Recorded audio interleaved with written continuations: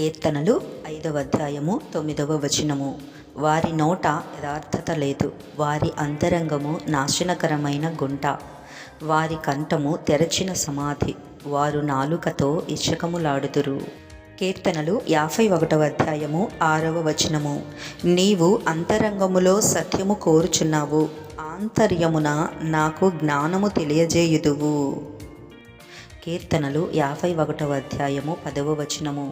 దేవా, నా యందు శుద్ధ హృదయము కలుగజేయుము, నా అంతరంగములో స్థిరమైన మనస్సును నూతనముగా పుట్టించుము.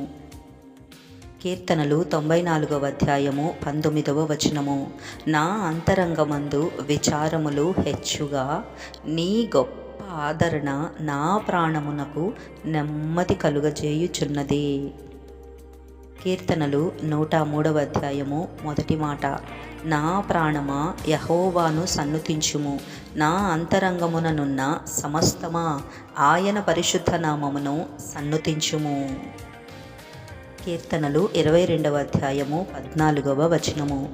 నేను నీళ్ల వలె పారబోయబడి ఉన్నాను, నా ఎముకలన్నీయు స్థానము తప్పియున్నవి, నా హృదయము నా అంతరంగమందు మైనము వలె కరిగియున్నది.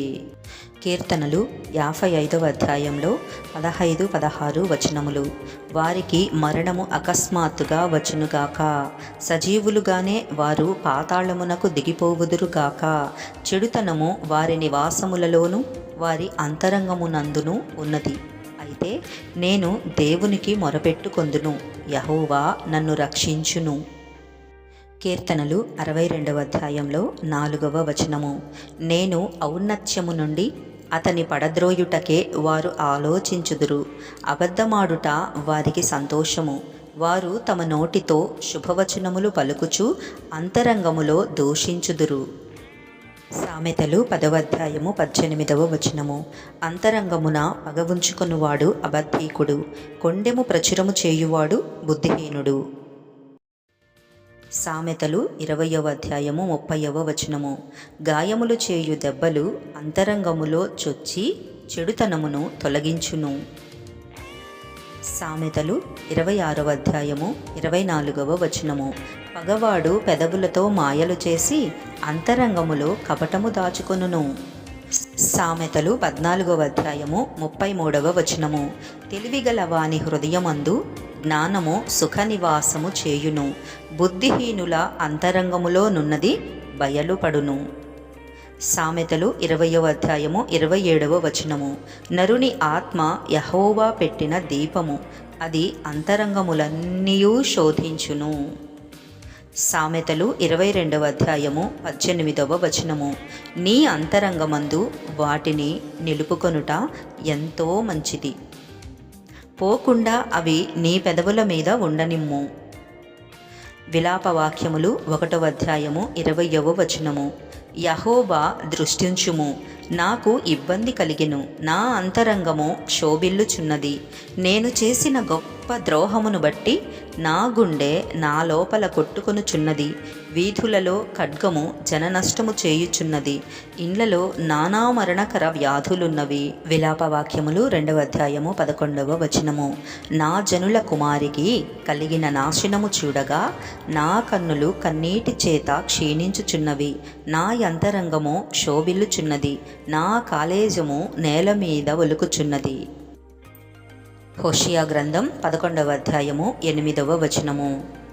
ఎఫ్రాయిమో, నేనెట్లు నిన్ను విడిచిపెట్టుదును?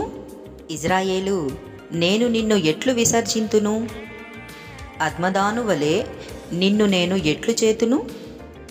సెబోయీమునకు చేసినట్లు నీకు ఎట్లు చేతును? నా మనస్సు మారినది, సహింపలేకుండా నా అంతరంగము మండుచున్నది. హబక్కూకు గ్రంథం 3వ అధ్యాయము 16వ వచనము. నేను వినగా జనుల మీదికి వచ్చువారు సమీపించు వరకు నేను ఊరుకొని శ్రమదినము కొరకు కనిపెట్టవలసి ఉన్నది. నా అంతరంగము కలవరపడుచున్నది, ఆ శబ్దమునకు నా పెదవులు కదులుచున్నవి, నా ఎముకలు కుళ్ళిపోవుచున్నవి, నా కాళ్ళు వణుకుచున్నవి. జకర్యా గ్రంథం 12వ అధ్యాయము 1, 2 వచనములు. దేవోక్తి. ఇజ్రాయేలీయులను గూర్చి వచ్చిన యెహోవా వాక్కు. ఆకాశ మండలమును విశాలపరచి భూమికి పునాది వేసి మనుష్యుల అంతరంగములో జీవాత్మను సృజించు యెహోవా సెలవిచ్చినదేమనగా, నేను యెరూషలేము చుట్టూనున్న జనులకందరికీ మత్తు పుట్టించు పాత్రగా చేయబోచున్నాను.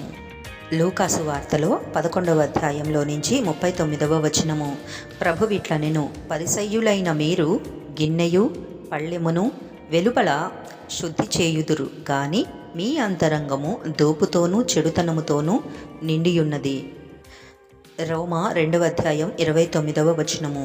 మరియు అంతరంగమందు యూదుడైన వాడే యూదుడు, మరియు సున్నతి హృదయ సంబంధమైనదై ఆత్మయందు జరుగునదే గాని అక్షరము వలన కలుగునది కాదు. అట్టివానికి మెప్పు మనుష్యుల వలన కలుగదు, దేవుని వలననే కలుగును. రోమాపత్రిక 7వ అధ్యాయము 22వ వచనము.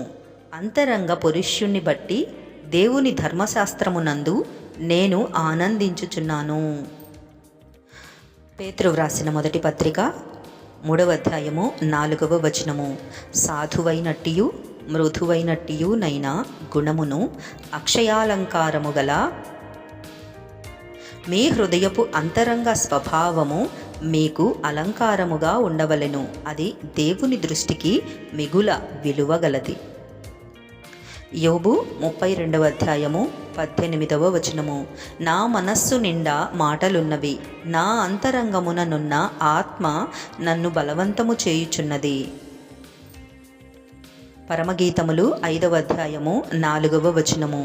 తలుపు సందులో నా ప్రియుడు చేయియుంచగా నా అంతరంగము అతని యొడల జాలిగొనెను. ఇర్మియా 4వ అధ్యాయము 19వ వచనము. నా అంతరంగములో నాకెంతో వేదనగానున్నది. చివరిగా ఎఫెసీయులకు రాసిన పత్రిక 3వ అధ్యాయము 15 నుంచి 19 వరకు. మీరు అంతరంగ పురుషుని యందు శక్తి కలిగి ఆయన ఆత్మ వలన బలపరచబడినట్లుగాను, క్రీస్తు మీ హృదయములలో విశ్వాసము ద్వారా నివసించున్నట్లుగాను తన మహిమైశ్వర్యము చొప్పున మీకు దయచేయవలెననియు, మీరు దేవుని సంపూర్ణత యందు పూర్ణులగునట్లుగా ప్రేమయందు వేరుపారి స్థిరపడి సమస్త పరిశుద్ధులతో కూడా దాని వెడల్పు, పొడుగు, లోతు, ఎత్తు ఎంతో గ్రహించుకొనుటకును, జ్ఞానమునకు మించిన క్రీస్తు ప్రేమను తెలుసుకొనుటకును తగిన శక్తిగల వారు కావలెననియు ప్రార్థించుచున్నాను. ఆమేన్, ఆమేన్, ఆమేన్.